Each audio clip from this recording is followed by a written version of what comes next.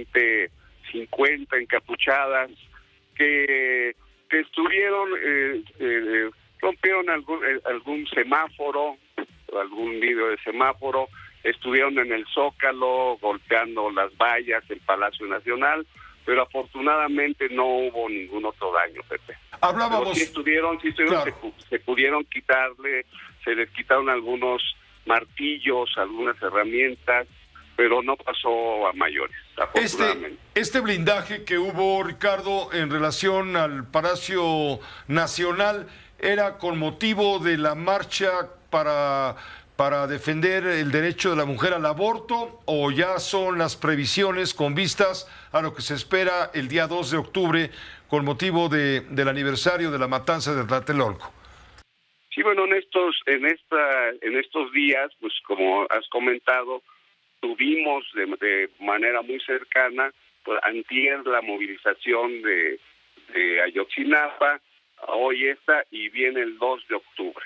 Entonces se pone un blindaje general, se va a quitar en Palacio Nacional y se va a volver a poner ya más cercano al lunes, que es la movilización. Correcto, Ricardo. Una última pregunta, si me permites. Ayer comentábamos con el presidente de la Cámara Nacional de Comercio y Servicios Turísticos de la Ciudad de México, comentábamos los daños, secuela de la marcha y de la violencia derivada de estos grupos de los llamados del llamado bloque negro, anarquistas, en fin, y se lamentaban la pérdida de por lo menos 50 millones de pesos, tanto en daños a comercios, varios miles de comercios, como por supuesto también las pérdidas en materia comercial, y hacían una demanda que me llamó la atención. Pedirán a la autoridad del gobierno de la ciudad actuar para colaborar a reparar los daños a quienes sufrieron las consecuencias de la violencia del día lunes pasado. ¿Qué hay al respecto? ¿Cuál ha sido la respuesta del gobierno de la ciudad a este pedido de los empresarios y los comerciantes que se vieron afectados por la marcha con motivo de la conmemoración del 9º aniversario de la desaparición de los 43? Mira, Pepe, yo creo que es cuestión de platicar, de dialogar con la Cámara. Por supuesto que pensamos que se requiere dialogar más y cruzar conjuntamente cosas. Te quiero decir que todas las veces que hay manifestación, pues primero tenemos la necesidad, la obligación de coadyuvar para que la marcha se lleve a cabo adecuadamente, para garantizar la libertad de expresión, el derecho de manifestación. Eso se ha hecho íntegramente. Hay grupos que se enquistan, efectivamente, como se ha dicho, que no son gente que está manifestándose pacíficamente y que produce destrozos. Esto no es de ahora, ha sido durante varios años y en diferentes momentos. ¿Qué tiene que hacer la autoridad? Tiene que garantizar derechos y también tiene que valorar cuáles son los riesgos mayores. En el caso de la movilización de antier, cuando sabemos que va a haber un grupo fuerte, un bloque negro, lo que se hace es avisar a los comercios que tengan también sus prevenciones. La mayor parte de ellos lo hizo, en algunos casos pusieron vallas, en algunos casos coadyuvamos nosotros en ponérselas cuando haya acuerdo. Primero, Omar Gómez Trejo no estuvo presente en ese desayuno, no estuvo presente. Él se entera del desayuno porque el fiscal general de la República, Gertz Manero, le pide una ficha de trabajo sobre lo que lleva su investigación en ese momento, en agosto del año pasado, y le dice, porque tengo un desayuno el lunes siguiente, el 15 de agosto. Después de ese desayuno es que el fiscal general le vuelve a pedir a Omar Gómez Trejo, inicialmente un discurso, que le escribe un discurso, y luego le pide varias judicializaciones que podemos precisar en eso. Entonces, esa primera precisión, que Omar Gómez Trejo no estuvo presente, no participó en ese desayuno, y que es muy importante destacar que el presidente López Obrador ha mencionado esa conversación, no lo llamó desayuno, pero no mencionó la conversación varias veces, incluso el otro día, el día de ayer, en sus conferencias de prensa. y abiertamente dice que se reunió con el presidente de la Suprema Corte, con el fiscal general, para tomar decisiones sobre el caso. Y aquí también un dato muy importante es en cuanto a la investigación periodística, la entrevista, el testimonio con el ex fiscal Omar Gómez Trejo es de suma importancia, pero para nada es el único elemento. He usado varias entrevistas con miembros de la Fiscalía Especializada, la UELICA, también con los diferentes integrantes del GIEI, con abogados de las familias, con las familias de los 43 estudiantes y también muchos documentos y muchos pronunciamientos del mismo presidente, así como elementos como el informe que entregó el año pasado la Comisión de la Verdad, la COBAG, que encabeza Alejandro Encinas, que ha sido un informe que jugó un papel sumamente dañino en todo lo que ha sido el caso Ayotzinapa, porque es un informe que se construye a base de información, supuestas capturas de pantalla que han sido completamente desacreditadas. Es decir, un dictamen, un peritaje internacional que muestra que esas capturas de pantalla son falsas, son pruebas falsificadas, son pantallazos que pretenden ser conversaciones entre diferentes miembros del grupo de crimen organizado Guerreros Unidos, conversando supuestamente sobre los hechos, pero que no se sostienen. Sucede que la metadata de las imágenes no concuerda con las fechas que supuestamente fueron enviadas los mensajes, que es imposible. También hay otros elementos, como el hecho de que existe una doble palomita azul en WhatsApp, que significa que un mensaje ya ha sido leído, que aparece en una de esas imágenes del informe del COBAG, supuestamente enviada en septiembre del 2014, pues sucede que WhatsApp no había... Me parecen declaraciones poco serias e irresponsables. Este sujeto alude a una serie de irregularidades, presiones o contratiempos, como tú bien señalas, a los que aduce haber hecho frente durante el tiempo que tuvo a su cargo la indagatoria del caso Ayotzinapa. Sin embargo, Pepe, a mí me llama la atención que en ningún momento tiene presente que en el desempeño de su encargo él incurrió en responsabilidad penal y administrativa. En ese sentido, comenzaría diciéndote que nunca subsanó los errores de las consignaciones que llevó a cabo la anterior administración de la PGR, obteniendo y ofreciendo nuevas pruebas, esto es, testimonios, análisis forenses de telefonía, transcripciones de escuchas legales y documentales diversas. Todo esto lo pudo haber ofrecido Pepe en carácter superveniente para evitar la liberación de decenas de procesados, todos ellos integrantes de la organización criminal Guerreros Unidos. De igual manera, Pepe, si me lo permites, pudo reparar las injusticias propias del caso. ¿A qué me refiero? Evitar esas liberaciones, dado que pudo allegarse de elementos probatorios para proceder penalmente contra todos estos sujetos, acusándolos por otros hechos. Está plenamente demostrado que ellos eran parte de la agrupación criminal Guerreros Unidos y que participaron en secuestros, homicidios, extorsiones y acciones propias de narcotráfico. Gómez Trejo no consignó a ninguno de los mismos por estos delitos. Pero lo más importante, Pepe, si me lo permites, a pesar de haber sido conminado en su oportunidad por el juez Samuel Ventura Ramos, a fin de que instancias independientes realizaran nuevos protocolos de Estambul a todos los imputados que decían haber sido torturados, estos no se llevaron a cabo. Gómez Trejo incluso solicitó una ampliación del término.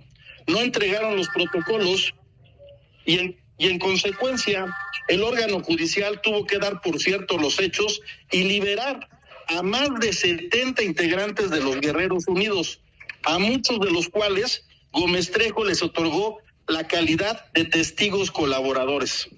Adicionalmente, Pepe, hoy se sabe también que en el mes de septiembre de 2022, la Fiscalía de Asuntos Internos practicó una visita de supervisión a la unidad especial a cargo de Gómez Trejo, y que como consecuencia de ello se advirtió que hizo un uso excesivo o ilegal de la declaración del testigo colaborador Juan, que no es otro que Gilardo López Astudillo, dado que no practicó diligencias para corroborar o desestimar los datos que aportó, por lo que se trata de un testimonio singular. Finalmente, Pepe, otro dato bien importante es que no obstante que a la fecha existe una investigación por operaciones con recursos de procedencia ilícita en contra de José Luis Abarca, Gómez Trejo omitió impulsar el aseguramiento de los bienes de Abarca, entre los cuales destaca la Plaza Tamarindo y buena parte de los locales del centro joyero de la enunciada localidad guerrerense. En conclusión, a mí me parece que este sujeto consintió y toleró la liberación de diversos integrantes de los Guerreros Unidos y se alió con los mismos. Para mí fue un tonto útil de la delincuencia, un títere de la misma, que al pactar este tipo de liberaciones, porque estoy seguro que aquí hay alguna especie de contubernio o colusión, hizo que estas personas declararan lo que él quería escuchar a fin de construir una verdad alterna o una verdad aparentemente distinta a lo que en su momento fue la denominada verdad histórica que dio a conocer en su momento el licenciado Murillo Karam. Yo diría, Pepe, que cuando se concentra tal nivel de atención de tantos actores políticos, académicos, sociales, en torno a los acontecimientos de aquella noche trágica de Iguala, en donde desaparecieron estos 43 jóvenes estudiantes de la Normal Isidro Burgos, se está omitiendo algo que me parece de la mayor relevancia. Los acontecimientos de esa noche ciertamente son como la manifestación más estentórea de una situación que estaba allí desde meses y diría yo desde años atrás. ¿Y esto qué implica? Implica que desde la perspectiva de la seguridad nacional, es decir, desde esta perspectiva que concentra la atención del Centro de Investigación y Seguridad Nacional, pero también de las Fuerzas Armadas, Ejército y Marina, pero también de las Procuradurías de los estados. Ese tema de la seguridad nacional está vinculado a distintos indicadores. En la construcción de la agenda de la seguridad nacional están, entre otros, los indicadores de la ubicación geográfica de una determinada región, la presencia de condiciones de pobreza extrema, el cultivo de la droga, la presencia también de cacicazgos.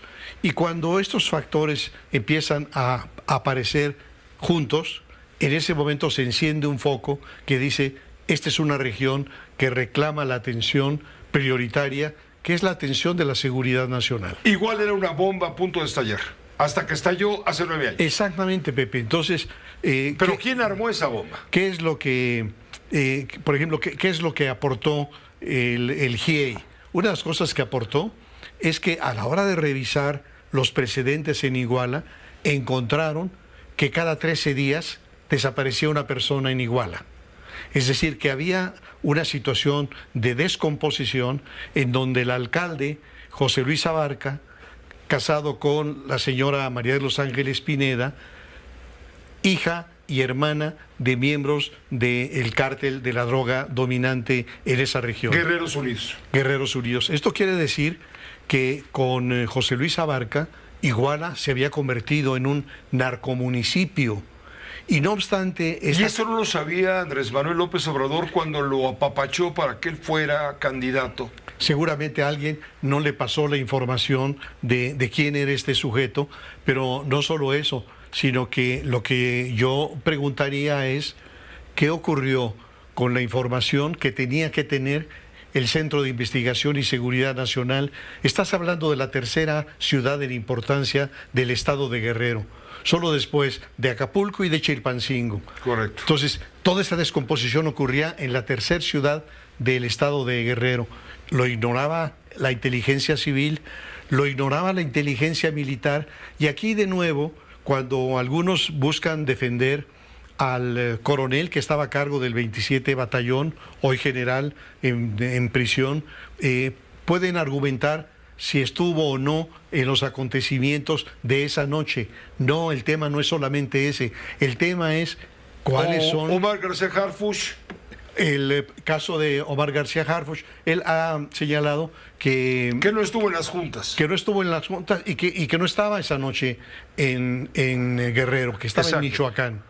El tema entonces a preguntarle a García Harfuch es si con la responsabilidad que tenía en el estado de Guerrero, él ignoraba la descomposición en el municipio de Iguala. Él trabajaba entonces con la Policía Federal. Con la Policía Federal.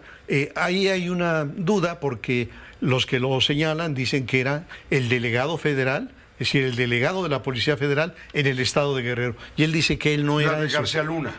La de García Luna, exactamente. Así que lo que tendríamos que ver, y regreso al tema del 27 Batallón, es si el 27 Batallón asentado en Iguala podía ignorar lo que estaba ocurriendo en esa circunscripción. Previo a la noche del 26-27. Entonces, cuando ocurre lo de la noche, no solamente es quién estaba físicamente allí, quién pudo haber ayudado o no a los estudiantes o a la banda criminal, sino todo el entorno, toda la contextualización histórica.